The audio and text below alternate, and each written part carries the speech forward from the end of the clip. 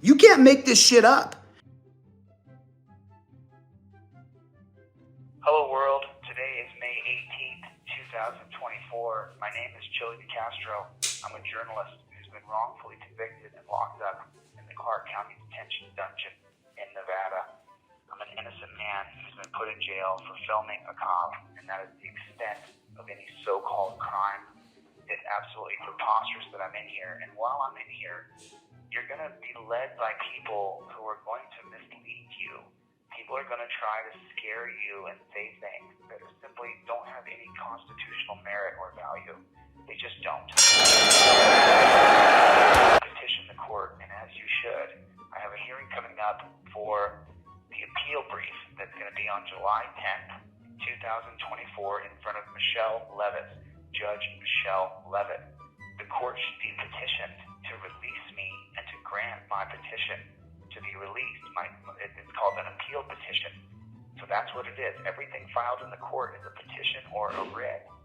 And anybody who tells you you cannot petition the court is a charlatan, and they're misleading you. You know, I could sit here and tell you that the world is going to turn to mush tomorrow, and then I can sit and give you the validation as to the reasons why the world is going to turn to mush tomorrow. And it can make perfect sense to you.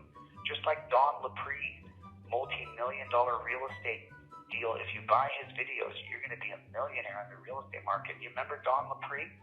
And he sat up there, and how many millions of dollars did Don LaPree make telling you, if you get my system, you're going to be a millionaire next year. Just follow my steps, and you're going to be a millionaire too. And so someone can sit up there and say, I'm credentialed, and I know. Well, let me give you just a little bit of a rundown on the history of petitioning in America.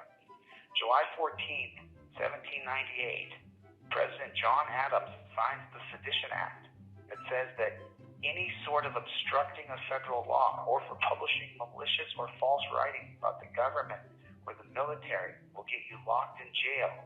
The Sedition Act does not last. It's going to fall because it's illegal. The First Amendment gives you the right to petition, and I'm calling for you to petition the court to release me because it's perfectly legal to petition the court. July 29th, 1835, a boatload, an entire boatload of abolitionist material goes from New York down to South Carolina. In Charleston, what do? They burn it. They burn all the abolitionist material. That's on July 29th, 1835. Well, then on December 2nd, 1835, Andrew Jackson, in his annual address to Congress, calls for banning the petition of slavery literature. And then this is the big push right now to get slavery abolished in our country was in the early 19th century. So then on February 4th, 1836, the racist Senator John Calhoun says that it's not the right of the federal government to ban mailing petitions. It's up to state law. That state law can ban the mailing of petitions. This is the history of petitioning, and it's just not true. Then on March 9th, 1836, after two anti-slavery petitions are submitted to the Senate, John Calhoun from South Carolina, he proposes banning petitions about anti-slavery from the Senate from now and forever. Now, the Senate is going to strike that down, but the House has not heard the bill yet. And what are we talking about? We're talking about the House of Representatives in the United States government in 1836. Half of them are attorneys. May 18th, 1836, Henry Pinckney of South Carolina, he proposes the gag rule that you ban all petitions, resolutions, memorials, propositions, or papers relating to the subject of slavery on the House floor. May 26th, 1836, the House passes the gag rule that says you can't put any petitions into the House that have anything to do with interfering with slavery. December 27th, 1836, John Calhoun from South Carolina argues that the states reserve the right to ban abolitionist petitions in order to prevent the federal government from becoming a vehicle of anti-slavery activity. Calhoun says that D.C. banning slavery is a direct assault on the institution of slaveholding states. Are you listening to what Calhoun is saying? That it's a direct assault on the institution of slaveholding states that you're going to petition and say that you can't have slavery. What about the slaves? isn't a direct assault on human freedom, on human dignity? So then February 14th, 1838, John Quincy Adams, in protest of the gag rule, sent 350 anti-slavery petitions to the House of Representatives. 350 to the direct members of the House of Representatives, because John Quincy Adams has a right to petition the House of Representatives and tell them that slavery is an abomination and should be banned. The House passed the gag rule on May 26, 1836. Well, then in 1838, February 14th, on Valentine's Day, John Quincy Adams sends in 350 anti-slavery petitions.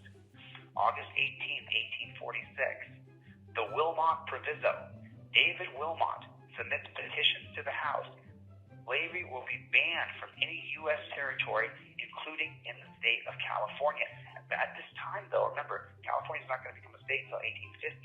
August 8, 1846, the Proviso document, he's saying that you can't have slavery in the U.S. territory called California. What is he doing? He's submitting a petition.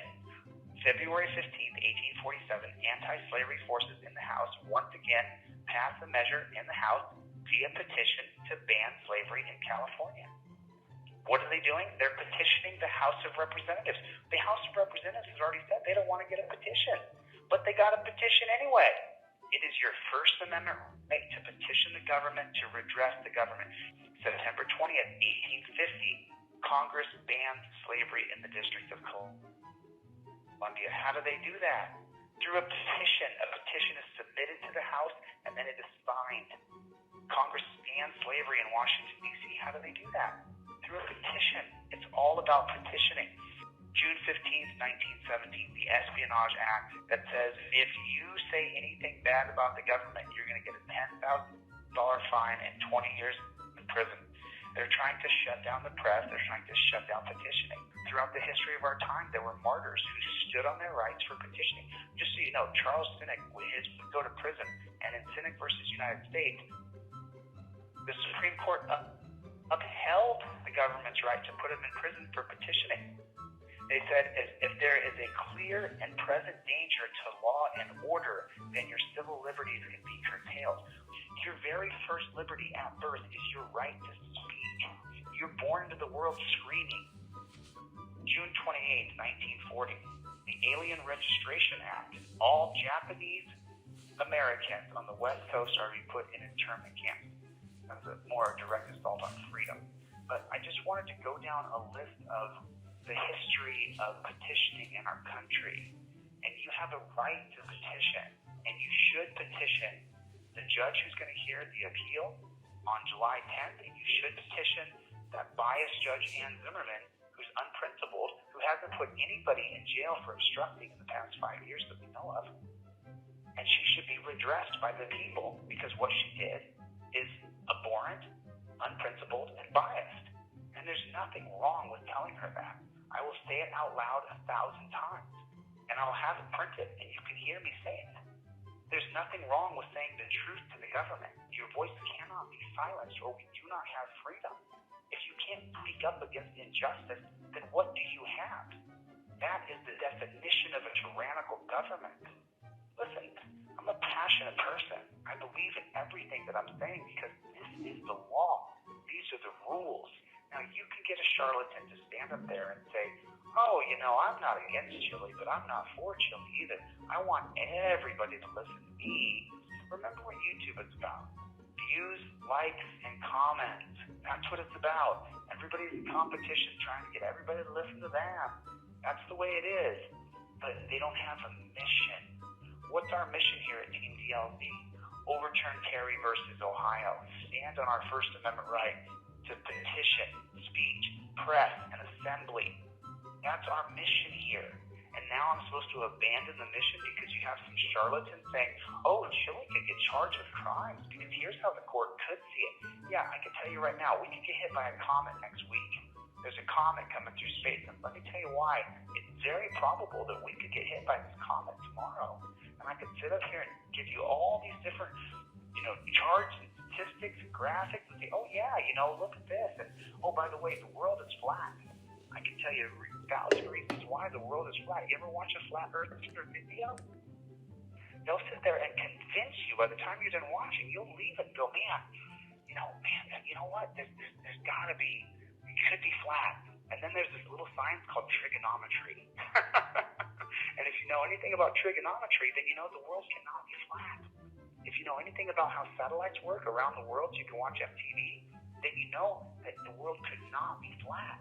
That it would have to be a gigantic conspiracy by every single country in the world throughout the history of time to pretend as though you don't have to triangulate satellites so that you can get reception in Zimbabwe. That's how it works. Listen, am I allowed to say that I dislike the judge who was biased and unprincipled? Yes, I dislike that judge. I dislike her for cheating me. Yes, I dislike what she did. I'm allowed to say that. Now, I'm not going to threaten her. I'm not going to do anything that's illegal. I'm going to ask that the people petition the court and say that this is biased, unprincipled, and I shouldn't be in jail. If you want to petition the judge who's going to hear the appeal brief on July 10th, you can petition that judge and say, Mr. DuhCastro should be let go. His sentence was ridiculous. And there's nothing wrong with that. If you want to petition the governor and say, release Mr. DuhCastro in the name of justice, you can petition the governor. If you want to petition the biased, unprincipled Ann Zimmerman, you can petition Ann Zimmerman. And I will not get in trouble. Me calling for millions of people to petition anybody is not illegal, and I cannot get in trouble for it. No matter how much some suit and tie, some charlatan stands up there and tries to say, no, listen to me, here's how the court could see it. Yeah, the world is flat, and Halley's Comet is going to flatten us all. And I can sit and convince you of it if I just sit here long enough and say it enough times for you to believe it. But it's not true. And if that is the case, then I'll take the charges, I'll be a martyr, and I'll fight for my freedom, and eventually I'll get out of here, and I'll win millions of dollars because you have the right to petition. I have the right to call for petitioning. You understand? All right. I don't want you guys to be afraid, and don't listen to charlatans. Remember, while the real, genuine article is locked up in a dungeon, you're going to have fakes and frauds who try to take my place. That's a fact. The void has to be filled with something. I'm not there. So that's why these little, what do you call them, underground dwellers who crawl from underneath the rocks, they come out and if they say my name, well then people are going to listen to their channel. People are going to watch their channel. And what do they care about? That they get likes and views and comments. We are about mission over here. And one of our missions is our First Amendment right to petition, press, assembly, and speech. Do not allow your speech to be turned off because of a charlatan. Chille's going to be charged with crimes if you send in a petition. No, I'm not. I am not. That's not true. That's a lie. Send in your petition. Thanks for supporting me and getting me through it. And I only have 50 days, a little more than 50 days until the appeal brief is going to be heard in front of Michelle Levitt. You should petition the court and say that I should be released and that my appeal brief should go through and the case should be overturned and that you're a concerned citizen.